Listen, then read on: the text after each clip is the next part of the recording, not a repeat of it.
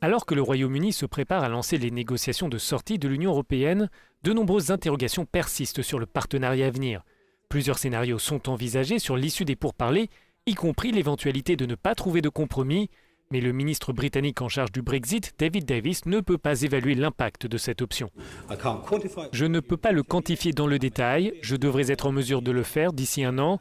C'est une certitude. Sincèrement, ce n'est pas aussi inquiétant que le pensent certains, mais ce n'est pas non plus aussi simple que le pensent d'autres.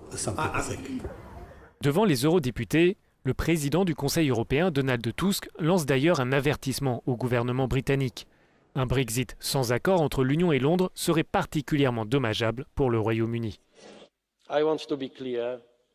Je veux être clair sur le fait qu'un scénario sans accord serait mauvais pour tous, et en particulier pour le Royaume-Uni, car il laissera un certain nombre de questions en suspens.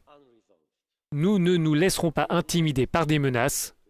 Je peux vous l'assurer, cela ne marchera pas. Notre objectif est d'obtenir un divorce à l'amiable et un bon cadre pour l'avenir. Dans les rangs du Parlement européen, la fermeté est identique. Pour le libéral allemand Alexander Lambsdorff, le Brexit veut dire couper les liens. Dehors, c'est dehors, et dedans, c'est dedans. Une fois le Royaume-Uni sorti, il ne sera plus membre du club.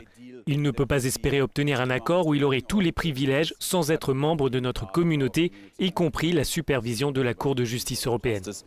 Ce débat au Parlement intervient 10 jours avant les célébrations du 60e anniversaire du traité de Rome, fondateur de l'Union européenne. Pour les 27 pays membres restants, il s'agit aussi de préparer l'avenir commun après le Brexit.